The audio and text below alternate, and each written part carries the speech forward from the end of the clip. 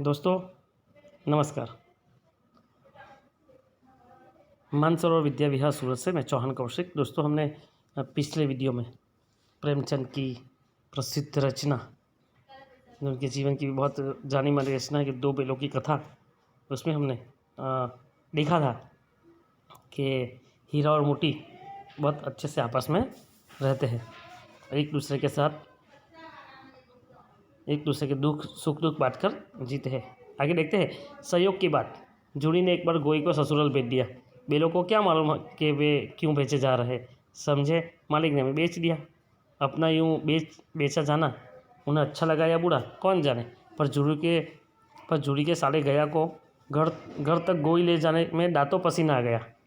पीछे से हाँकता तो दोनों दाएं बाएं भागते, पर गैया पकड़कर आगे से खींचता तो दोनों पीछे को जोर लगाते, मारता तो दोनों सींग नीचे करके हुंकारते। अगर ईश्वर ने उन्हें वाणी दी होती तो जूरी से पूछते, तुम हम गरीब को क्यों निकाल रहे हो? हमने तो तुम्हारी सेवा करने में कोई कसर नहीं उठा रखी। अगर इतनी मेहनत से काम न चलता था तो और काम ले लेते। हमें तो तुम्हारी चाकरी में मर जाना कबूल था। हमने कभी दाने चारे की शिकायत नहीं की। तुमने जो कुछ खिलाया वह सिर झुकाकर खा लिया। फिर तुमने हमें इस जालिम के हाथ क्यों बेच दिया? हीरा और मोती ये देख रहे हैं कि जूड़ी के साले उन्हें ले गए, तो वो सोच में पड़ गए कि यार हम तो बहुत अच्छे से यहाँ पर रह रहे थे, मालिक भी अच्छा था और हम तो बहुत जी लगाकर काम करते थे, फिर भी हमें मालिक ने न जाने क्यों बेच दिया। और वो जैसे कि आँखों में एक दूसरे से कहते थे कि अगर मालिक साहब कहना चाहते थे कि अगर हमारा काम कम करता तो हमें कह देते, हम ज़्यादा काम कर लेते। आपने जो कुछ भी दिया वो हमने खा लिया, आपने जो कुछ भी कहा वो हमने सुन लिया, लेकिन आपने हमें बेच क्यों दिया? संध्या समय दोनों बैल अपने नए स्थान पर पहुँचे। दिन भर के भूखे थे, लेकिन जब नाद में लगाए गए तो एक ने भी उसमें मुँह न डाला। दिल भारी हो रहा था, जिसे उन्होंने अपना घर समझ रखा था। आज उनसे छूट गया था। यह नया घर, नया गांव, नए आदमी उन्हें बेगाने से लगते थे। हीरा और मोती दोनों अपने मालिक के वहाँ से अब दूसरे गांव आ गए। उन्हें यहाँ पर हर कोई चीज़ नई लग रही थी। घर भी नया था, गांव भी नया था, यहाँ के आदमी भी नए थे और उन्हें बेगाने से लगते थे। यहाँ पर कोई अपना नहीं लगता था, सब पराये लगते थे। एक इंसान दूसरे इंसान की बात समझ जाता है, लेकिन एक प्राणी भी दूसरे प्राणी की बातों को बहुत सरलता से समझ जाता है। दोनों ने अपनी मुख भाषा में सलाह की मतलब एक दूसरे से बात की। एक दूसरे को कनखियों से देखा और लेट गए। जब गांव में सोता पड़ गया तो दोनों ने जोर मारकर पगे तुड़ा डाले और घर की तरफ चले। पगे बहुत मजबूत थे, अनुमान न हो सकता था कि कोई बैल उन्हें तोड़ सकेगा, पर इन दोनों ने इस समय दूनी शक्ति आ गई थी। एक झटके में रस्सियाँ टूट गई और दोनों वहाँ से भाग गए। जूरी प्रातः काल सोकर उठा तो देखा कि दोनों बैल चरनी पर खड़े हैं। दोनों की गर्दनों में आधा गराव लटक रहा है, घुटने तक पांव कीचड़ से भरे हैं और दोनों की आंखों में विद्रोहमय स्नेह झलक रहा था। जूड़ी ने सुबह उठते ही देख लिया कि अपने दोनों बैल वापस अपनी जगह पर आ गए हैं और उनके गले में टूटी हुई रस्सी और पैर जो पूरे कीचड़ से भरे थे, इससे पता चल गया कि वो वहाँ से भाग के आए हैं। जूड़ी बैलों को देखकर स्नेह से गदगद हो गया, दौड़कर उन्हें गले लगा लिया। प्रेमालिंगन और चुंबन का वह दृश्य बड़ा ही मनोहर था। जूड़ी ने इन बैलों को देखकर उसे बहुत स्नेह आ गया और वो उनको चूमने लगा। घर और गांव के लड़के जमा हो गए और तालियां बजा कर उनका स्वागत करने लगे। गांव के इतिहास में यह घटना अभूतपूर्व न होने पर भी महत्वपूर्ण थी। बाल सभा से निश्चय किया, दोनों पशु वीरों को अभिनंदन पत्र देना चाहिए। कोई अपने घर से रोटियां लाया, कोई गुड़, कोई चोकर, कोई भूसी। जिसके घर जो था वो उस बैल के लिए ले आया। एक बालक ने कहा, ऐसे बैल किसी के पास ना होंगे। दूसरे ने समर्थन किया, इतनी दूर से दोनों अकेले चले आए। तीसरा बोला, बैल नहीं है, वे उस जन्म के आदमी है। इसका प्रतिवाद करने का किसी को साहस न हुआ। यहाँ पर सब बच्चे भी समझ गए हैं कि ये बैल बहुत अच्छे हैं जो वापस अपने मालिक के पास आ गए। जूरी की स्त्री ने बैलों को द्वार पर देखा तो जल उठी, बोली, कैसे नमक हराम बैल है कि एक दिन वहाँ काम न किया और भाग खड़े हुए। जूरी की बीवी ने मतलब स्त्री ने कहा, ये कैसे नमक हराम है जो एक दिन भी वहाँ पर नहीं रहे और भाग आए। जूरी अपनी बैलों पर यह आक्षेप न सुन सका। नमक हराम क्यों है? चारा दाना न दिया होगा तो क्या करते? स्त्री ने रोब के साथ कहा, बस तुम्हारी तो बेलों को खिलाना जानते हो, और तो सभी पानी पिला पिला कर रखते हैं। जूड़ी ने चिढ़ाया, चारा मिलता तो क्यों भागते? स्त्री चिड़ी, भागे इसलिए कि वे लोग तुम जैसे बुद्धुओं की तरफ बेलों को सहलाते नहीं, खिलाते नहीं, तो रगड़ रगड़ कर जुटते भी है। ये दोनों ठहरे कामचोर भाग निकले। अब देखूं कहाँ से खली और चोकर मिलता है। सूखे भूसे के सिवा कुछ न दूंगी, खाए चाहे मरे। यहाँ पर जूड़ी की बीवी जो है वो इस बेल को लेकर कहती है कि जूड़ी ये कहता है कि वहाँ पर उसे खाना पानी चारा पानी नहीं मिला होगा, इसलिए वो यहाँ आ गए। तब उसकी बीवी चीढ़ जाती है और कहती है कि तुम में तो कुछ अक्ल है ही नहीं, तुम तो बुद्धू हो, मतलब ना समझो कि यह बेलों को सहलाते हो, उसे खिलाते हो पिलाते हो, तो रगड़ कर जोटते भी है। ये दोनों ठहरे कामचोर। जूड़ी कहती है, जूड़ी की बीवी कहती है कि ये तो कामचोर है।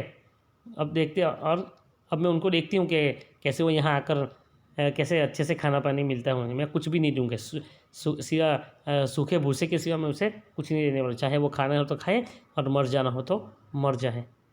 वही हुआ। मजदूर को कड़ी ताकीद कर दी गई कि बेलों को खाली सूखा भूसा दिया जाएगा। अब जूड़ी ने अपने वहाँ के मजदूर को, मतलब नौकर को कह दिया कि ये दोनों बेलों को सिर्फ सूखा भूसा ही देना है, बाकी कुछ मत देना। बेलों ने नाद में मुँह डाला तो फीका फीका, ना कोई चिकनाहट ना कोई रस, क्या खाए। आशा भरी आंखों से द्वार की ओर ताकने लगे, क्योंकि दोनों बेल ये सोचने पर गए थे कि मालकिन ऐसी है, लेकिन हमारे मालिक तो बहुत अच्छे हैं, वो हमसे बहुत स्नेह करते हैं। और याद रखना दोस्तों, जो व्यक्ति हमसे स्नेह करता है ना, वो हमें कभी दुखी नहीं देख सकता। वो हमेशा से हमें खुश देखना चाहता है, हमें हमेशा मुस्कुराता हुआ देखना चाहता है, क्योंकि उसे भी पता है कि अगर इनकी आंखों में आंसू आ गए तो हमारी आंखें भी सूखी नहीं रह पाएगी। क्योंकि इसलिए तो ऐसा कहा जाता है कि अगर हमारे कोई सुखद प्रसंग है तो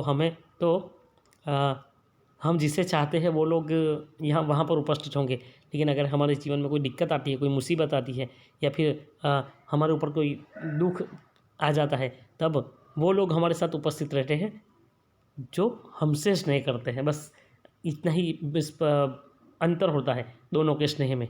जिससे हम स्नेह करते हैं वो जो हमारे सुख में आते हैं, और जो हमसे स्नेह रखते हैं वो हमेशा हमारे दुख में आते हैं। इसलिए ये जो अंतर है दो सुख और दुख का, वो यहाँ पर भी देखने को मिलेगा। जूड़ी ने मजदूर से कहा, थोड़ी सी खली क्यों नहीं डाल देता बे? मालकिन मुझे मार ही डालेगी। चुरा कर डाला ना दादा, पीछे से तुम भी उन्हीं की सी कहोगे। क्या कहता है कि नहीं दादा मैं नहीं डालूंगा, मैं पीछे से आप उनकी कहोगे। दूसरे दिन जूड़ी का साला फिर आया और बेलों को ले चला। अब कि उसने दोनों को गाड़ी में जोता। 2-4 बार मोटी ने गाड़ी को सड़क की खाई में गिराना चाहा, पर हीरा ने संभाल लिया। वह ज़्यादा सहनशील था। संध्या समय, मतलब शाम के समय घर पर पहुंचकर उसने दोनों को मोटी रस्सियों से बांधा और कल की सराट का मजा चखाया। फिर वही सूखा भूसा डाल दिया। अपने दोनों बेलों को खली और चुनी सब कुछ दी। यहाँ पर दूसरी बार यह होता है कि जूड़ी का साला वापस वो बेलों को लेने के लिए आता है और फिर लेकर चला जाता है। और वो घर पहुँचते ही उसने उनको बहुत पीटा, बहुत मारा, क्योंकि वो लोग कल चले गए थे। इस बात का उसने अपना गुस्सा निकाला। और फिर आज वापस वही सूखा भूसा डाल दिया और वो दोनों एक दूसरे को देखते रह गए। और इस जूड़ी के साले ने अपने जो बेल थे, अपने जो गाय भैंस थी, उन लोगों को अच्छा खाना दिया था। दोनों बेलों को ऐसा अपमान कभी न हुआ था। जूड़ी उन्हें फूल की छड़ी से भी न छूटा था। उसकी तितकार पर दोनों उड़ाने लगते थे। यहाँ मार पड़ी। आहत सम्मान की व्यथा तो थी, पर उस पर मिला सूखा भूसा। यहाँ पर मार भी खाने को मिली और खाना भी सूखा मिला।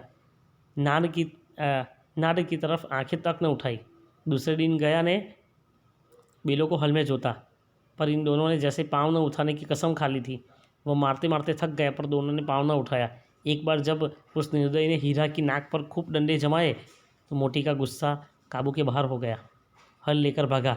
हल, रस्सी, जुआ, जोत सब टूट टाट कर बराबर हो गया। गले में बड़ी बड़ी रस्सियाँ न होती तो दोनों पकड़ाई में न आते। यहाँ पर जूड़ी के साले ने यहाँ पर हीरा और मोटी को बहुत मारा था, और यहाँ तक कि उसने हीरा की नाक पर खूब डंडे जमाए। और मोटी का गुस्सा बेकाबू हो गया और वो हल बल लेकर सब कुछ आगे का आगे दूसरे के खेतों में चला गया और दोनों की गले में रस्सी थी, इसलिए दोनों पकड़े गए। हीरा ने मूक भाषा में कहा, भागना व्यर्थ है, मतलब भागना फिजूल है। मोती ने उत्तर दिया, तुम्हारी तो इसने जान ही ले ली थी, अब की बड़ी बार मार पड़ेगी, क्योंकि एक बार हम वहाँ से इस घर को छोड़कर चले गए थे, लेकिन वो हमें पकड़ के ले गए। आज की घटना के बाद तो हमें बड़ी मार पड़ने वाली है। तो दूसरा कहता है कि पढ़ने दो, बिल का जन्म लिया है तो मार से कहाँ तक बचेंगे। गया 2 आदमियों के साथ दौड़ा आ रहा है, दोनों के हाथों में लाठियाँ है। मोती बोला, कहो तो दिखा दूँ कुछ मज़ा, मैं भी लाठी लेकर आ रहा है। हीरा ने समझाया, नहीं भाई, खड़े हो जाओ, मुझे मारेगा तो मैं भी 1-2 को गिरा दूंगा। नहीं, हमारी जाति का यह धर्म नहीं है। मोती दिल में ऐठ कर रह गया आ पहुंचा और दोनों को पकड़ कर ले चला। कुशल हुई कि उसने उस वक्त मारपीट न की, नहीं तो मोती भी लाट पड़ता। उसके तेवर देखकर गया और उसके सहायक समझ गए कि इस वक्त ताल जाना ही मसलत है। मोती के जो तेवर थे उसे देखकर ही सब लोग गया समझ गया था कि इसके साथ, इन दोनों बेलों के साथ अभी कुछ भी करना गलत होगा। आज दोनों के सामने फिर वही सूखा भूसा लाया गया। दोनों चुपचाप खड़े रहे। घर के लोग भोजन करने लगे। उस वक्त छोटी सी लड़की 2 रोटियां लिए निकली और दोनों की मुँह में देकर चली गई। उस एक रोटी से इनकी भूख तो क्या शांत होती, पर दोनों के हृदय को मानो आज भोजन मिल गया। यहाँ भी किसी सज्जन का वास है। लड़की भेरों की थी, उसकी माँ मर चुकी थी। सौतेली माँ उसे मारती रहती थी, इसलिए इन बेलों से उसे एक प्रकार की आत्मीयता हो गई थी। यहाँ पर एक बात बहुत गौर करने लायक है दोस्तों, कि एक छोटी सी बच्ची अपने घर से आकर 2 रोटी लाती है और दोनों बेलों को एक एक करके खिला देती है, तब वो दोनों बेल समझ जाते हैं कि हाँ, इस घर में भी कोई सज्जन व्यक्ति रहता है, मतलब कोई ऐसा व्यक्ति रहता है जो हम जैसे प्राणियों के प्रति भी आज के समय में भी दया रखता है। और दूसरी बात कि ये लड़की कि जिसकी माँ मर चुकी है, वो भी इन दोनों से बहुत स्नेह रखती थी, उनके साथ उसकी आत्मीयता बढ़ गई थी। दोनों दिन भर जोते जाते, मतलब खेत में जोते जाते थे, खेत में उससे काम करवाया जाता था। डंडे खाते, मतलब मार खाते थे, अड़ते। शाम को थान पर बांध दिए जाते और रात को वही बालिका उन्हें 2 रोटियां खिलाई जाती। हीरा और मोती के पास हर दिन खेत में उनको जोता जाता था, उनको डंडे मारे जाते थे, लेकिन शाम होते ही जब वो घर आते थे तो वो लड़की आकर उन दोनों को रोटियां खिला जाती थी। प्रेम की इस प्रसाद की यह बरकत थी कि दोनों 2-2 गाल सूखा भूसा खाकर भी दोनों दुर्बल न होते थे, मगर दोनों की आंखों में रोम रोम में विद्रोह भरा हुआ था। ये दोनों, हीरा और मोती, वो लड़की के द्वारा दी गई 2-2 रोटियां और थोड़ा सा भूसा खाकर बहुत अच्छे से रह रहे थे, लेकिन दोनों की आंखों में, उनके हर एक खून के कतरे में, खून की एक एक बूंद में विद्रोह भरा हुआ था। एक दिन मोती ने मुख भाषा में कहा, अब तो नहीं सहा जाता हीरा, क्या करना चाहते हो? एकांत को सींगों पर उठाकर फेंक दूंगा, लेकिन जानते हो, वह प्यारी लड़की जो हमें रोटियां खिलाती है उसी की लड़की है जो इस घर का मालिक है, वह बेचारी अनाथ हो जाएगी। देखो यहाँ पर इन 2 प्राणी बात करें, हीरा और मोती। एक दिन मोती ने कहा कि एकदम अपनी भाषा में कहा कि यार अब तो नहीं सहा जाता हीरा। तो हीरा कहता कि क्या करेगा, ठीक है, मैं उनको मालिक को सिर से उठाकर फेंक दूंगा। लेकिन तब वो कहता है, तब हीरा कहता है कि नहीं, ऐसा नहीं करना है, क्योंकि जो लड़की हमें रोटी देने आती है ना, वो उसके पिताजी है, तो मालकिन को ना फेंक दूँ, वही तो उस लड़की को मारती है, लेकिन औरत जात पर सींग चलाना मना है, ये भूल जाते हो? तुम तो किसी तरह निकलने ही नहीं देते। बताओ, तुड़ा कर भाग चले? हाँ, यह मैं स्वीकार करता हूँ, लेकिन इतनी मोटी रस्सी टूटेगी कैसे? उसका एक उपाय है, पहले रस्सी को थोड़ा सा चबा लो, फिर एक झटके में जाती है। रात को जब बालिका रोटियां खिलाकर चली गई, दोनों रस्सियां चबाने लगे, पर मोती रस्सी मुंह में न आती थी। बेचारे बार बार जोर लगाकर रह जाते थे। सहसा घर का द्वार खुला और वही लड़की निकली। दोनों सिर झुकाकर उसका हाथ चाटने लगे। दोनों की पूँछें खड़ी हो गई। उसने उनके माथे सहलाए और बोली, खोल देती हूँ, चुपके से भाग जाओ, नहीं तो यहाँ लोग मार डालेंगे। आज घर में सलाह हो रही है कि इनकी नाकों में नच डाल दी जाए। उसने घराव खोल दिया। फिर दोनों चुपचाप खड़े रहे। मोती ने अपनी भाषा में पूछा, अब चलते क्यों नहीं? हीरा ने कहा, चले तो, लेकिन कल इस अनाज पर आफत आएगी, सब इसी पर संदेह करेंगे। सहसा बालिका चिल्लाई। दोनों फूफा वाले बेल भागे जा रहे हैं ओ दादा। दोनों बैल भागे जा रहे हैं, जल्दी पकड़ो। गया हड़बड़ाकर भीतर से निकला और बैलों को पकड़ने चला। दोस्तों यहाँ पर जब हीरा और मोती यहाँ से भागने के लिए तैयार होते हैं और जब वो रस्सियाँ चबा कर रस्सी को थोड़ा तोड़ना चाहते थे, तब जब वो रस्सी बड़ी होने के कारण टूट नहीं सकती थी, तब वो लड़की जो उनको हर रोज़ रोटियां खिलाने आती थी वो चुपके से आती है और वो रस्सी को छोड़कर कहती है कि तुम लोग चले जाओ, और फिर चिल्ला कर कहने लगी कि हीरा और मोती भाग गए। गया हड़बड़ाकर भीतर से निकला और बैलों को पकड़ने चला। वे दोनों भागे। गया ने पीछा किया और भी तेज हुए। गया ने शोर मचाया। फिर गांव के कुछ आदमियों को भी साथ लेने के लिए लौटा। दोनों मित्रों को भागने का मौका मिल गया। सीधे दौड़ते चले गए। यहाँ तक कि मार्ग का ज्ञान न रहा। जिस परिचित मार्ग से आए थे उसका यहाँ पता न था। नए नए गाँव मिलने लगे। तब दोनों एक खेत के किनारे खड़े होकर सोचने लगे, अब क्या करना चाहिए। हीरा ने कहा, मालूम होता है राह भूल गए। तुम भी बेतहाशा भागे। वहीं उसे मार गिराना था। उसे मार गिराते तो दुनिया क्या कहती। वह अपना धर्म छोड़ दे, लेकिन हम अपना धर्म क्यों छोड़े। यह बात यहाँ पर गौर करने लायक है कि ये दोनों हीरा और मोती जो अपनी रस्सी तोड़कर भाग आए हैं, अपनी जगह छोड़कर, अपने मालिक का घर छोड़कर भाग आए हैं, वो एक जो है वो दूसरे से कहता है कि क्या करें, उसे मार गिराते दे। लेकिन क्या कहे, वो दोनों कहते हैं कि लोग क्या कहेंगे। ये कहेंगे कि मनुष्य ने तो अपना धर्म छोड़ दिया है, कि हम भी प्राणी भी अपना धर्म छोड़ दें। और दूसरी बात कि यहाँ पर सबसे बड़ी बात यह है कि मनुष्य ने सच में आज के समय में अपना धर्म छोड़ दिया है। धर्म मतलब अपनी जो जिम्मेदारी है, अपना जो कर्तव्य है, वो उसने छोड़ दिया है। आज कोई व्यक्ति अपने धर्म को नहीं मानता। कोई व्यक्ति अपनी सामने वाले की परिस्थिति को महसूस नहीं करता। बस आज के लोग सिर्फ अपने में खुद के ज़माने में जीना चाहते हैं, खुद के बारे में सोचना चाहते हैं। आज कोई व्यक्ति ऐसा नहीं मिलता जो किसी और के बारे में सोचता है। सब लोग अपने स्वार्थ के बारे में सोचते हैं। सब लोगों को ऐसा लगता है कि किसी प्रकार से बड़ा आदमी बन जाना है, पैसे वाले बन जाना है, क्योंकि सब लोग बहुत स्वार्थी हो गए हैं। सब लोग सिर्फ अपने बारे में सोचते हैं, उनको किसी भी अन्य व्यक्ति के बारे में नहीं सोचते। इसलिए यहाँ पर बहुत साल पहले प्रेमचंद जी ने अपनी ये कहानी में लिख दिया होगा था कि मनुष्य ने अपना धर्म छोड़ दिया है। दोनों भूख से व्याकुल हो रहे थे। खेत में मटर खड़ी थी, चरने लगे। रहकर आहट ले लेते थे, कोई आता तो नहीं है। जब पेट भर गया, दोनों ने आज़ादी का अनुभव किया तो मस्त होकर उछलने कूदने लगे। पहले दोनों ने डकार ली, फिर सींग मिलाए और एक दूसरे को उठेलने लगे। मोती ने हीरा को कई कदम पीछे हटा दिया, यहाँ तक कि वह खाई में गिर गया।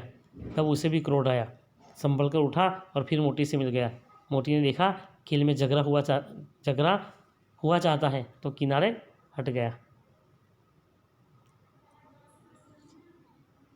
तो दोस्तों आज यहाँ से थोड़ा आगे देखते हैं। अरे यह क्या, कोई सांड डॉक्टर चला आ रहा है। हाँ, सांड ही है। वह सामने आज पहुँचा। दोनों मित्र बगले झाँक रहे थे। सांड पूरा हाथी है, उससे भिड़ना जान से हाथ धोना है, लेकिन न भिड़ने पर भी जान बचती नजर नहीं आती। इन्हीं की तरह आ भी रही है। कितनी भयंकर सूरत है। मोती ने मूक भाषा में कहा, बूढ़े फंसे, जान बचेगी, कोई उपाय सोचो। हीरा ने चिंतित स्वर में कहा, अपने घमंड में भूला हुआ है। आरजू विनती न सुनेगा, भाग क्यों न चले। भागना कायरता है तो फिर यही मरो। बंदा तो 9 2 11 होता है, और जो दौड़ा है तो फिर कोई उपाय सोचो जल्द। यहाँ पर एक बात गौर करने लायक है कि भागना कायरता है। बस आने वाले लेखक यहाँ पर ये कहना चाहते हैं इस प्राणियों के माध्यम से कि भागना कायरता है। मतलब हर एक व्यक्ति के जीवन में सुख के बाद दुख या फिर मुसीबतें आती रहती है, तो हमें ऐसी मुसीबतों से भागना नहीं है, बल्कि उसका डट कर सामना करना है। क्योंकि भाग जाएंगे तो हमेशा के लिए कायर कहलाएंगे, और डट गए और डट कर एक बार परास्त भी हो गए तो लोग यही कहेंगे, जमाना ये कहेगा कि ना, भले वो परास्त हुआ था लेकिन उसने उसका सामना किया था। और जीत गए तो फिर तो बाद में सिकंदर है ही। आगे देखते हैं। उपाय यही है कि उस पर दोनों जन एक साथ चोट करें। मैं आगे से रगेड़ता हूँ, तुम पीछे से रगेड़ो। दोहरी मार पड़ेगी तो भाग खड़ा होगा। मेरी और झपटे तुम बगल से उसके पेट में सिंग घुसा देना। जान जोखिम है पर दूसरा उपाय नहीं है। ये दोनों बैल भाग जाने के बारे में सोच रहे थे, लेकिन अंत में ये सोचते कि हम लोग मिलकर इसका सामना करेंगे, मुकाबला कर लेंगे, लेकिन हम भागेंगे नहीं। दोनों मित्र आज जान हथेली पर लेकर लपके हैं। सांड को भी संगठित शत्रुओं से लड़ने का तजर्बा नहीं था। वह तो एक शत्रु से मल्ल युद्ध करने का आदी था। जो ही हीरा झपटा, मोती ने पीछे से दौड़ाया। सांड उसकी तरफ मुड़ा तो हीरा ने रगेदा। सांड चाहता था कि एक एक करके दोनों को गिरा ले, पर ये दोनों भी उस्ताद थे, उसे वह अवसर न देते थे। एक बार सांड झल्ला कर हीरा का अंत कर देने के लिए चला तो हीरा, आगे देखते हैं कि हाँ जो ही हीरा झपटा तो मोती ने पीछे से दौड़ाया। सांड उसकी तरफ मुड़ा तो हीरा ने रगेदा। सांड चाहता था कि एक एक करके दोनों को गिरा ले, पर ये दोनों भी तो उस्ताद थे, उसे वो अवसर न देते थे। एक बार सांड झल्ला कर हीरा का अंत कर देने के लिए चला कि मोती ने बगल से आकर पेट में सिंग भोंक दिया। सांड क्रोध में आकर पीछे फिरा तो हीरा ने दूसरे पहलू में सिंग चुभो दिया। आखिर बेचारा जख्मी होकर भागा और दोनों मित्रों ने दूर तक उसका पीछा किया, यहाँ तक कि सांड बेदम होकर गिर पड़ा। तब दोनों ने उसे छोड़ दिया। दोनों मित्र विजय के नशे में झूमते चले आते थे। मोती ने अपनी सांकेतिक भाषा में कहा, मेरा जी तो चाहता था कि बच्चा को मार ही डालूं। हीरा ने तिरस्कार किया, गिरे हुए बेरी पर सिंग न चलाना चाहिए। यह सब ढोंग है, बेरी को ऐसा मारना चाहिए कि फिर न उठे। जो देखो यहाँ पर दुनियादारी की बात बताई गई है। हीरा कहता है कि मोती कहता है कि मुझे उसे वहाँ पर ही मार देना चाहिए था, तो हीरा कहता है कि नहीं, किसी गिरे हुए पर हमें वार नहीं करना चाहिए, यह सब तो ढोंग है। बेरी तो वो कहता है कि बेरी को ऐसा मारना चाहिए, मतलब दुश्मन को ऐसा मारना चाहिए कि वो कभी उठ ही ना पाए, मतलब दुश्मन को जड़ से ही मिटा देना चाहिए। और आगे हीरा ये कहता है कि मरे हुए पर कभी वार नहीं करना चाहिए। अब घर कैसे पहुंचेंगे, वह सोचो, पहले कुछ खा ले तो सोचे। सामने मटर का खेत था। मोती उसमें घुस गया। हीरा मना कर रहा था, पर उसने एक न सुनी। अभी 2 ही 4 घास खाए थे कि 2 आदमियाँ लाठियाँ लिए दौड़ पड़े और दोनों मित्रों को घेर लिया। हीरा तो मेरे पर था, निकल गया। मोती सींचे हुए खेत में था। उसके खुर कीचड़ में घुसने लगे, न भाग सका, पकड़ लिया। हीरा ने देखा संगी संकट में है तो लौट पड़ा, फंसेंगे तो दोनों फंसेंगे। रखवालों ने भी उससे भी पकड़ लिया। प्रातःकाल दोनों मित्र कांजी हाउस में बंद कर दिए गए। दोस्तों, हाँ, अब यहाँ पर ऐसी बात होती है कि हीरा और मोती भूखे हुए हैं तो किसी मटर के खेत में आ गए हैं दोनों। वहाँ पर एक फंस जाता है तो दूसरा उसके लिए अपने आप अंदर सामने से फंस जाता है और दोनों को पकड़कर कांजी हाउस के वहाँ बंद किया जाता है। अब आज के वीडियो में यहाँ तक ही, क्योंकि आप इसके बाद की जो कहानी है वो भी पढ़ना है आपको, और जो आगे मैंने समझाया गया है वो भी आपको एक बार पढ़ लेना है। आगे की वीडियो में हम आगे की बात करेंगे। तब तक के लिए नमस्कार।